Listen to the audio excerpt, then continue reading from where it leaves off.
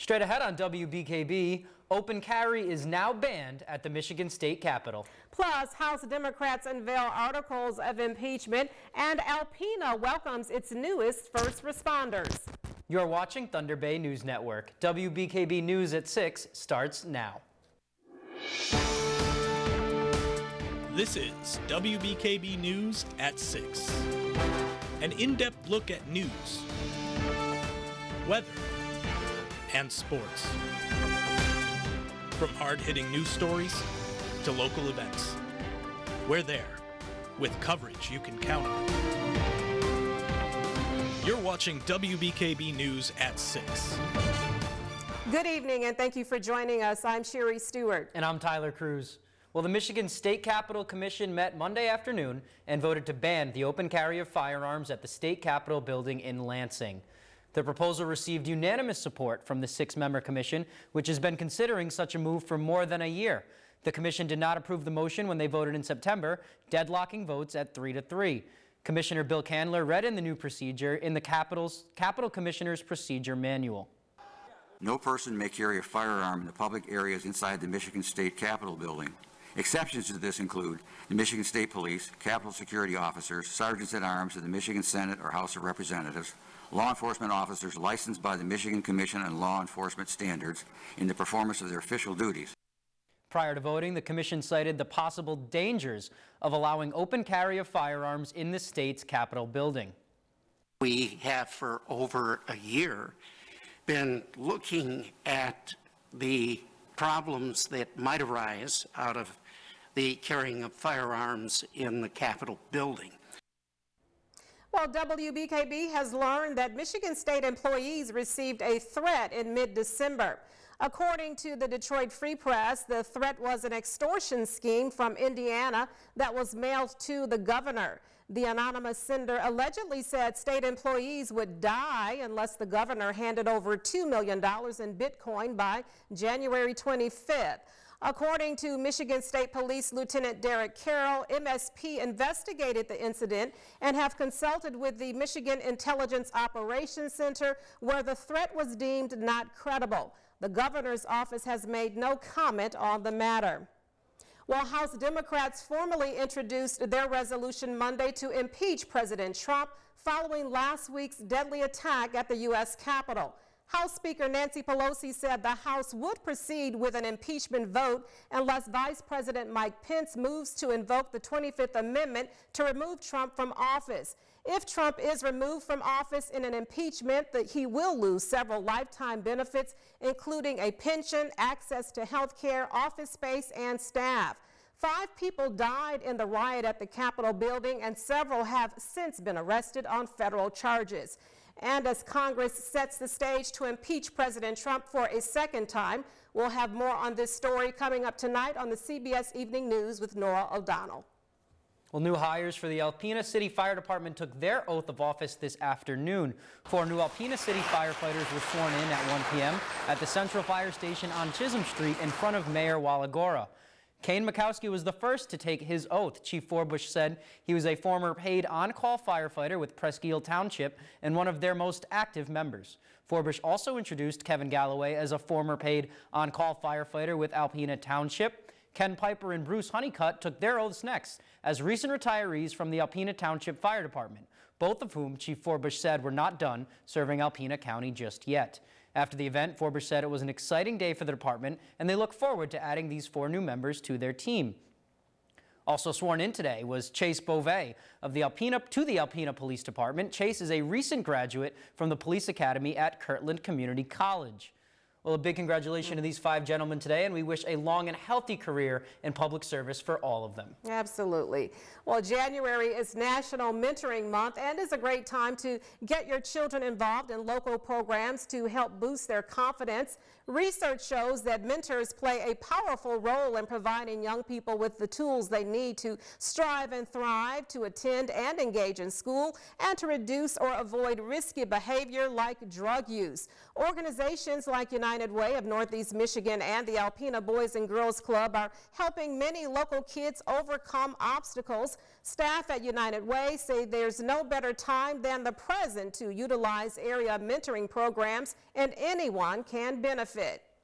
It can happen at any stage, whether it's young kids, middle-aged kids, or young professionals. I think that's very valuable to share your experiences, your positive experiences at any stage. And Gentry says mentoring also leads to additional opportunities locally. It's critical to our community. That's primarily where volunteers come from, and volunteering drives a lot of the efforts, particularly on the nonprofit side. If you want to make a difference in the community, there are a few mentee and mentoring opportunities available and several volunteer opportunities. For more information, you can visit the United Way's website or contact the Boys and Girls Club of Alpena. Well, Alpena school parents and students looking to remove the automated message system from their phone can request a removal from any school building or the main switchboard. Families can manage their contact information by removing or adding info using Synergy Parent View, which is also available on alpenaschools.com. There is also an Apple and Android app for parents, as well as a web portal. You can visit alpenaschools.com or infocenter.schoolmessenger.com for more information. Well, the Alpena Community College Foundation announces that they're accepting scholarship applications. WBKB's Stephanie Manici has more. Scholarships are available for students planning to attend ACC during the 2021-22 academic year. According to ACC Foundation Executive Director Brenda Herman, the foundation offers 216 individually named scholarships. Herman explains that many scholarships offer multiple awards. A scholarship, for example, that is named the ACC Faculty Scholarship may produce two $500 awards. So two different students would receive a $500 scholarship. The ACC Foundation has been providing students with scholarship support since 1982 and have awarded more than $3.4 million over the last 38 years. According to Herman, many students get discouraged thinking scholarships are only for top of the class or straight A students. Many of our scholarships are the students write an essay, a 1 to 2 page essay, kind of describing their situation and why the scholarship would help them. And we take that into consideration as well when we're making the award. We don't just look at GPA. Herman says the scholarships wouldn't be possible without the generosity of many individuals, businesses, the community, and more. The deadline to apply is March 1st, 2021. For more information on applying or establishing a scholarship fund, you can contact Brenda Herman at 989-358-7297 or at the email address shown on the screen. In Alpena, Stephanie Manici, WBKB News. Well, thanks for that, Stephanie. Well, there is more news ahead for you here on WBKB. Coming up in this month's 60-second inspiration, see how a new year where we should be in January will arrive coming up later in the newscast. Thanks for that, Ellie. Well, sometimes New Year's resolutions get a bad rap, but in Larry Donikoski's case, a New Year's resolution changed his life. We are going to take a look back at this powerful 60-second inspiration story from Bay Athletic Club. If this worked for Larry, it could work for you. This segment of 60-Second Inspirations is brought to you by the Bay Athletic Club in Alpena. At the age of 42, Larry Donikoski got a wake-up call at his annual physical. He stepped on the scale and was nearly 300 pounds. His doctor said she needed to increase his blood pressure medication. Larry decided that it was ridiculous that he had let his health get to this point. He asked the doctor to give him 6 months to see if he could improve his health on his own. She agreed. On January 1st, Larry walked into Bay Athletic Club with a resolution to take back his health. He meant it. He was sick of avoiding crowded places like church and school concerts because of his size. He was sick of breaking into uncomfortable sweats. He was sick of needing a CPAP machine to sleep. He was sick of not having the energy to coach his son's baseball team. He took action. Larry started working out at least 5 times a week. He thought that having an active job with at least 5,000 steps per day was enough. He knew his body needed more. He challenged himself with cardio and strength intervals at Bay Athletic Club. Larry also looked at his nutrition. He ate huge portions and snacked all the time. His meals revolved around meat, potatoes, bread, and noodles and were over 1,500 calories. Now he chooses lean meats and pairs them with vegetables. He loves trying new ones. In a little over 6 months, Larry has lost 81 pounds. He has dropped from a 3XL shirt to a large and is also down 3 pant sizes. Instead of having to increase his blood pressure medication, his doctor actually reduced it, and he no longer needs a CPAP machine.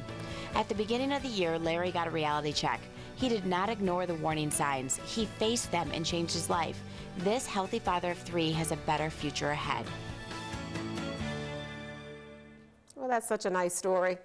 Yes, very. Congratulations, Larry. Yeah, for sure. Well, coming up on WBKB News, Ellie Morrison is next with your 7-day forecast plus the photo of the day. Stay tuned. Short description to news at WBKB11.com. That's a really nice sunrise. Thank you for that photo, Randy. Well, sports is coming up next, but first, Jake Vanderbrook is in with a preview. Jake, what's going on tonight? All right, so tally next in sports, the Alpena Community College women's basketball team returned to the hardwood for the first time in over 10 months. More on that. Plus, Hard Rock Stadium is ready to roll because we got the national championship game tonight between Alabama and Ohio State. And welcome back. John David Washington and Zendaya team up for a new movie on Netflix, and the search for a new Jeopardy host continues. Daniel Bacchus has your eye on entertainment. This week, Jeopardy's greatest contestant, Ken Jennings, becomes the first to fill the shoes of legendary host Alex Trebek. Producers of the show say they will be taking their time to find Trebek's successor, but they will have a series of guest hosts throughout the spring. In addition to Jennings, Katie Couric is also expected to host. Roku is buying the content library of Quibi. Quibi launched in April of 2020 and shut down last month. It produced shows that were released in 10 to 12-minute segments. Roku will acquire programming with big names like Idris Elba, Anna Kendrick, and Chrissy Teigen. It will also air more than 12 shows that never aired on Quibi before it shut down. Zendaya and John David Washington play a complicated couple in Malcolm and Marie. He's romantic, but he's sweet, right? The film spends an evening with the couple after they return home from a celebratory movie premiere. The evening takes a turn as revelations about their relationship begin to surface, testing the strength of their love. Malcolm and Marie premieres on Netflix February 5th. That's your eye on entertainment. Danya Bacchus, CBS News, Los Angeles. And as always, you can read more about our broadcast stories and get the scoop on other news items online. Just visit WBKB11.com for sports, weather, and news updates anytime, day or night. Or be sure to check us out on our Facebook page and Twitter handle at WBKB11. And that's all we have for you this evening. Be sure to catch us back here tonight at 11 with Stephanie Manici. Have a great evening.